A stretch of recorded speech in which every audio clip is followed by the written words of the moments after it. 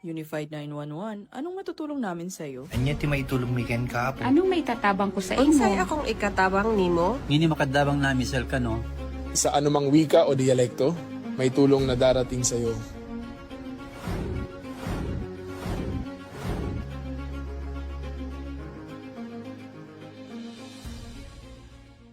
Lilingkod sa bawat Pilipino at magbibigay ng tamang impormasyon para sa tahimik at maayos na Pilipinas. Police News Network, alagad ng batas, tagapagtaguyod ng balitang pulis, sandigan ng mamamayan, patnubay ng katotohanan. Kampo Krame, maghahatid ng pinakahuling kaganapan at nagbabagang balita. Ito ang PNN Police News Network. At ngayon, ang inyong mga tagapagbalita.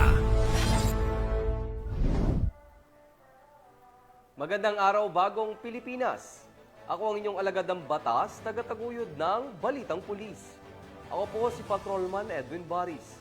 Maghahatid sa inyo ng tamang balita, kwento ng pulis at serbisyo para sa mamamayan. At ito ang PNP News Online. Ang pangunahing balita ng Police News Network, alagadang batas, tagataguyod ng Balitang Pulis.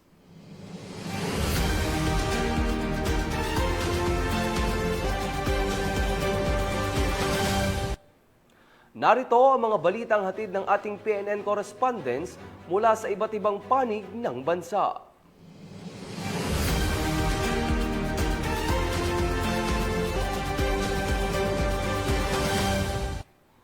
Magkapatid na nasunugan ng bahay sa Abulog, Cagayan, tinulungan ng Philippine National Police at mga membro ng advisory group. Ibabalita yan ni Patrolwoman Richelle Ledesma. Bilang tugon sa sinapit na trahedya ng magkapatid na sina James at Elpidio Bacau na nawalan ng tahanan matapos matupok ng apoy ang kanilang bahay noong ika-1 ng Nobyembre taong kasalukuyan, nagsagawa ng isang makabuluhang aktibidad ang kapulisan, katuwang ang Company Advisory Group upang maipadama ang diwa ng Pasko sa gitna ng kanilang pagsubok. Sa pangunguna ng kapulisan, sinurpresa ang magkapatid sa pamamagitan ng pamahagi ng pang Noche Buena upang magkaroon sila ng handa ngayong Pasko sa kabila ng hirap na kanilang pinagdaanan. Ang naturang tulong ay nagbula kina Mr. and Mrs. Jerome Pintukan, Dr. Rose Lily Tala at sa buong Company Advisory Group bilang patunay ng kanilang malasakit at patuloy na suporta sa mga nangangailangan. Kasama rin sa pag-abot ng tulong sina Ma'am Grace Mingling at Mrs. Marites Tasipit, katuwang ang kapulisan sa paghatid ng biyaya sa magkapatid. Lubos naman ang pasasalamat ni na James at Elpidio sa natanggap na tulong na nagsilbing pag-asa at lakas ng loob upang muling makabangon mula sa sinapit na trahedya.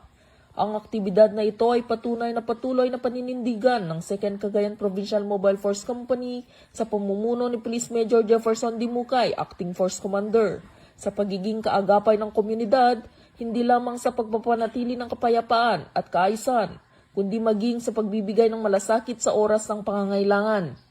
Dito sa Police Regional Office 2, ako ang inyong Police News Network Correspondent, Patrolwoman Ledesma, alagad ng batas, tagataguyod ng Balitang Pulis. Maraming salamat, Patrolwoman Ledesma.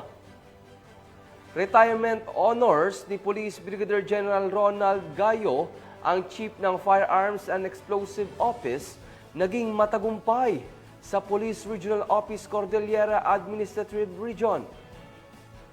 Magbabalita dyan si Police Master Sergeant Lenny Valerio. Binigyan pugay ng Police Regional Office Cordillera Administrative Region o PROCAR ang pagsasamikap at dedikasyon ni Police Brigadier General Ronald B. Gayo, Direktor ng Firearms Explosives Office o FEO, sa kanyang malugod na pagre-retiro mula sa Pambansang Pulisya ng Pilipinas o PNP pagkatapos ng mahigit 3 dekada ng natatanging serbisyo. Ang seremonya ng pagbibigay pugay sa pagre-retiro ay ginanap sa Masigasig Grandstand Camp Major Badudangwa, La Trinidad, Bengueto nitong hapon 22 ng September taong kasalukuyan. Ito ay dinaluhan ni Police Lieutenant General Edgar Alan O. Okubo, Deputy Chief ng PNP for Operations na nagsilbing presiding officer. Pinagsama-sama ng mahalagang kaganapan ito ang mga pangunahing opisyal at kinatawan mula sa iba't ibang unit ng PNP, Local Government Unit at Bureau of Customs kasama ang mga kaklase ni Police Brigadier General Gayo mula sa PNPA Patnubay Class of 1995, mga kabats mula sa elementarya at high school, mga kapamilya, kamag-anak, malalapit na kaibigan at iba pang tauhan ng PROCAR. Bilang tampok ng seremonya, ginawaran na si Police Brigadier General Gayo ng medalya ng serbisyong espesyal ng PNP, medalya ng paglilingkod at medalya ng katapatan sa paglilingkod. Samantala, ang kanyang asawa na si Ginang Grace Crystal Gayo ay tumanggap ng plaque of appreciation para sa kanyang matatag na suporta sa kanyang asawa sa natatanging paglalakbay. Sa kanyang mensahe ng pamamaalam, ipinahayag ni Police Brigadier General Gayo ang kanyang lubos na pasasalamat sa kanyang oras sa serbisyo. Taos-puso siyang nagpapasalamat sa mga tagapagturo na gumabay sa kanyang pamilya na nagbigay ng walang humpaya ng suporta at sa mga kabaro na naka-uniforme na naglingkod kasama niya. Bilang bahagi ng programa, binasa ni Police Colonel Francisco B. Bulwaya Jr., Hepe ng Regional Personnel and Records Management Division ng PROCAR ang opisyal na retirement order. Kasunod nito, pinangunahan ni PEMS Rogelio M. Orlando, the second Executive Senior Police Officer ng FEO, ang pagbaba at paglalagay ng personal na watawata ni Police Brigadier General Gayo. Nagtapos ang kaganapan sa pagbasa ng pagre-retiro ng badge ng PNP ni Police Colonel Rod A. Espiro, Acting Secretary into the Directorial Staff o OTCDS, na sinundan ng paglilipat ni Police Brigadier General Gayo ng kanyang badge kay Police Lieutenant General Okubo na sumisimbolo sa opisyal na pagretiro ng pinangaralan at pagkatapos ng isang mahalagang kabanata sa kasaysayan ng PNP. Si Police Brigadier General Gayo ay isang may pagmamalaking tubong Pangasinan at isang natatanging miyembro ng Philippine National Police Academy Patnubay Class of 1995. Ang kanyang pagre-retiro ay nagmamarka ng pagtatapos ng mahigit 3 dekada ng dedikado, walang pag-imbot at huwarang paglilingkod sa bansa. Mula dito sa Riyon ng Cordillera, ako ang inyong PNN correspondent, Police Master Sergeant Lenny Valerio, alagad ng batas, tagataguyod ng Balitang Pulis. Maraming salamat, Police Master Sergeant Valerio. Nagsagawa ng inspeksyon sa mga tindahan ng paputok ang mga membro ng Philippine National Police sa Daraga, Albay. Ang buong detalye ng report ay mula kay Jeradel Loterte. Nagsagawa ng inspeksyon ang Daraga Municipal Police Station sa pamumuno ni Police Lieutenant Colonel Edgar E. Azotea, Chief of Police, sa mga tindahan ng paputok sa Daraga Park, Barangay San Roque, Daraga Albay, kahapon Disyembre 22 taong kasalukuyan. Layunin ng aktibidad na tiyakin ang pagsunod ng mga nagtitinda sa mga umiiral na alituntunin at regulasyon hinggil sa pagbebenta ng paputok upang mapanatili ang kaligtasan ng publiko at maiwasan ang anumang insidente, lalo na ngayong nalalapit na ang araw ng Pasko at Bagong Taon. Patuloy ang Pulis Daraga sa pagpapatupad ng mga hakbang upang masiguro ang isang ligtas at mapayapa na komunidad para sa lahat. Bagong PNP para sa bagong Pilipinas, serbisyong mabilis, tapat at nararamdaman. Mula dito sa Legazpi City, Albay, ako ang inyong PNN correspondent, Patrolwoman Jera de Luterte, alagad ng batas, tagataguyod ng Balitang Pulis. Nakiisa ang mga membro ng Guimaras Police Provincial Office sa pagdiriwang ng simbang gabi na ginanap sa St. Michael the Archangel Parish Church sa Guimaras. Yan ang tinutukan ni Patrolwoman Justin May Halyores.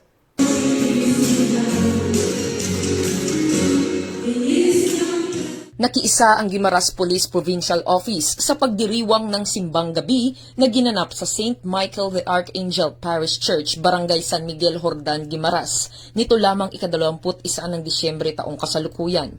Sa pangunguna ni Police Colonel Leonardo A. Borromeo, Officer in Charge ng Guimaras Police Provincial Office, ipinamalas ng hanay ng kapulisan ang PNP core value na makadiyos sa pamamagitan ng aktibong pakikibahagi sa banal na gawain.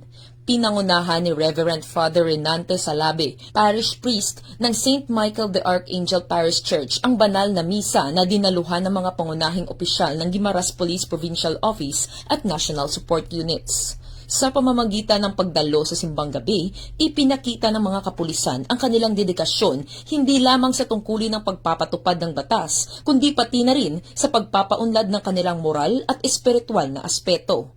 Ang ganitong mga gawain ay nagsisilbing inspirasyon upang lalo pang mapalakas ang disiplina, pagkakaisa at malasakit sa kapwa sa loob ng organisasyon. Ipinamalas din ng PNP personnel ang kanilang talento at malasakit sa serbisyo sa pamamagitan ng maayos at disiplinadong pakikilahok sa aktibidad na sumasalamin sa kanilang profesionalismo at taos-pusong paninilbihan sa Diyos at sambayanan. Sa kabuuan, ang pakikiisa ng Guimaras Police Provincial Office sa simbang gabi ay patunay na ang Philippine National Police ay patuloy na naninindigan bilang isang organisasyong makadiyos, may kakayahan at may buong pusong naglilingkod para sa kapayapaan at kaayusan ng sambayanan.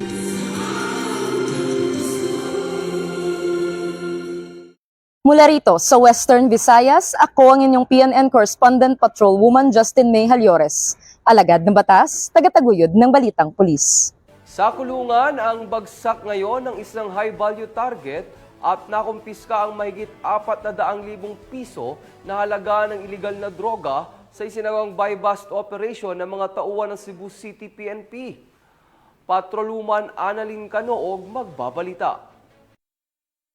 Hawak ng mga otoridad ang high-value individual na suspect matapos itong masakote at mahulihan ng 2.55 milyong halaga ng hinihinalang shabu sa isinagawang buy-bust operation ng Tagbilaran City PNP sa Puro 8 Barangay Buol, Tagbilaran City, Bohol noong ika-19 ng Disyembre taong kasalukuyan. Kinilala ni Police Lieutenant Colonel John Karin Escobar, Chief of Police ng Tagbilaran City Police Station, Bohol Police Provincial Office, ang high-value individual na suspect na si alias Joseph, 41 anyos na tubong barangay poblasyon, Maribuhok, Bohol. Magandang araw po sa lahat. The Tagbilaran City Police Station, under the leadership of yours truly, Police Lieutenant Colonel John Karen Oliveros Escobar. This successful operation reflects our unwavering commitment to protect the children, enforce the law, and maintain safe and peaceful environment. We thank the community for their continued support in Tagbilaran City Police Station. Thank you. Bandang alas 12:40 ng tanghali nang ikinasa ng operatiba ang buy-bust operation na nagresulta sa pagka-aresto ng suspect at pagkakulimbat ng 3 plastic sachet ng hinihinalang shabu na may timbang na 375 gramo at 2,550,000 pesos standard drug price, buy-bust money, sling bag at cellphone. Samantala, kasalukuyang nasa kustodiya ng Tagbilaran City Police Station ang suspect at mahaharap sa kasong paglabag sa Section 5 at 11 ng Republic Act 9165 o Comprehensive Dangerous Drugs Act of 2002. Magandang araw po. Ang operasyon nito ay bahagi ng patuloy na pagpapatupad ng batas laban sa illegal na droga. Patuloy ang pakipag-ugnayan ng Bohol PPO sa ilalim ng PRO7 sa komunidad upang mapanatili ang kapayapaan at kaayusan sa lalawigan. Ako po si Police Colonel Patricio C. Digay Jr., Provincial Director ng Bohol Police Provincial Office. Maraming salamat po.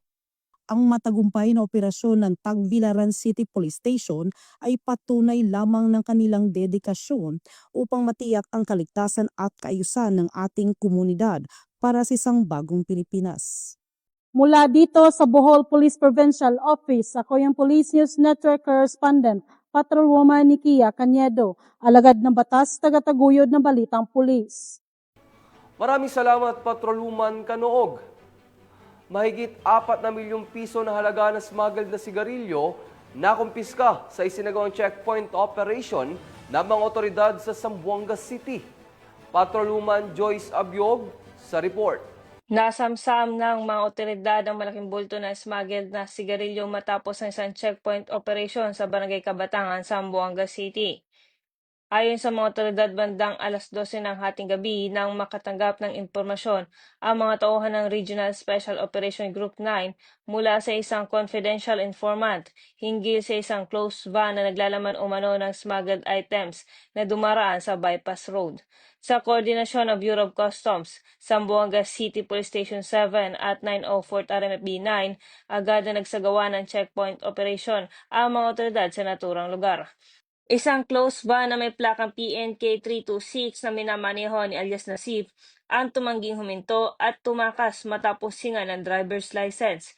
Hinabol ng checkpoint team ang sasakyan sa loob ng humigit kumulang 200 meters hanggang sa ito ay maharang. Sa isinagawang verifikasyon, natuklasan ang 48 kahon ng United at Canon na sigarilyo na may tinatayang halaga na mahigit 4.3 milyon ayon sa Bureau of Customs.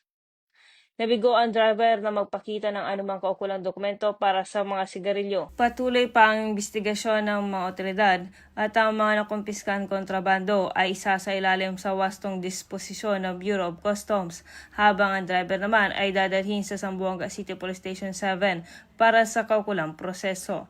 Patuloy ang paalala ng kapulisan sa publiko na makipagtulungan sa mga otoridad upang mapigilan ang iligal na kalakalan at mapanatili ang kaayusan at seguridad sa komunidad. Mula rito sa Zamboanga Peninsula, ako ang inyong PNN correspondent, Patrolwoman Joy Sabyog, alagad ng batas, tagataguyod ng Balitang Pulis. Maraming salamat, Patrolwoman Abyog. At yan ang nakalap ng ating mga PNN correspondents mula Luzon, Visayas at Mindanao. At mga ka-PNN, 2 days na lang, Pasko na.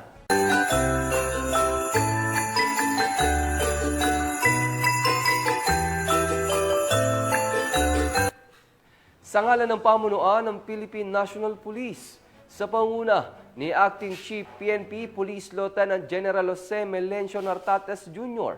at sa pamumuno ni President Ferdinand Bongbong Marcos Jr., kami ay maglilingkod sa bawat Pilipino at magbibigay ng tama at balanseng balita. Mula rito sa tanggapan ng tagapag-ugnay ng Pambansang Pulisya, kami ang inyong alagad ng batas, tagataguyod ng Balitang Pulis. Ako ang inyong tagapag-ugnay, Patrolman Edwin Baris. Maghahatid ng tamang balita, kwento ng pulis at serbisyo para sa mamamayan. At ito ang PNP News Online. Ito ang bagong PNP para sa bagong Pilipinas. Serbisyong mabilis, tapat at nararamdaman.